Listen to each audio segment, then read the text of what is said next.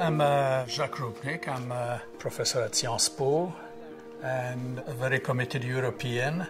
I'm a Frenchman, but I was born in Prague, so I always knew since my childhood that there were two halves of Europe, that there are different ways of looking at Europe. And of course, I grew up in a Europe divided, and therefore the idea of reuniting Europe was perhaps closer to me than to most people. I teach or I write about why the complicated reunification of Europe is a challenge worth taking.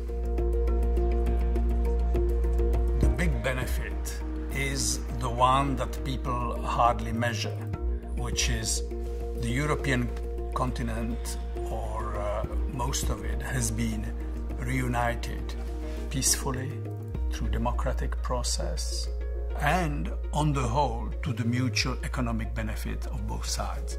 This is remarkable achievement. And now what I see is that people try to reduce the whole question to a kind of cost-benefit analysis, which is purely measured in financial terms. How many politicians have had the courage to say, my fellow countrymen, I understand that you have apprehensions and fears and there are problems, I don't ignore them, but, this enlargement has been a tremendous success story. We haven't heard the positive message about what this peaceful reunification of Europe meant for us historically. I mean, if you look at European history, this is an unprecedented thing. Well, if you look at the Balkans today, they all talk to you about the wounds of the war.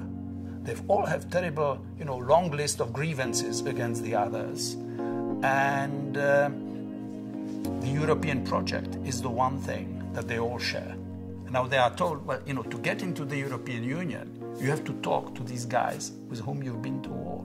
You have to cooperate, you have to build bridges. That is basically the Pax Europiana as it was built after the war between France and Germany.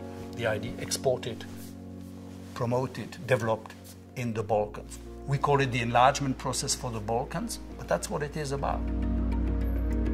If for 1 second we try to imagine what we would, each of us, French, German, Czechs, whatever, what we'd be like without the European Union, how many of us would count, would matter on an international scene if we want to be an actor in that globalized world?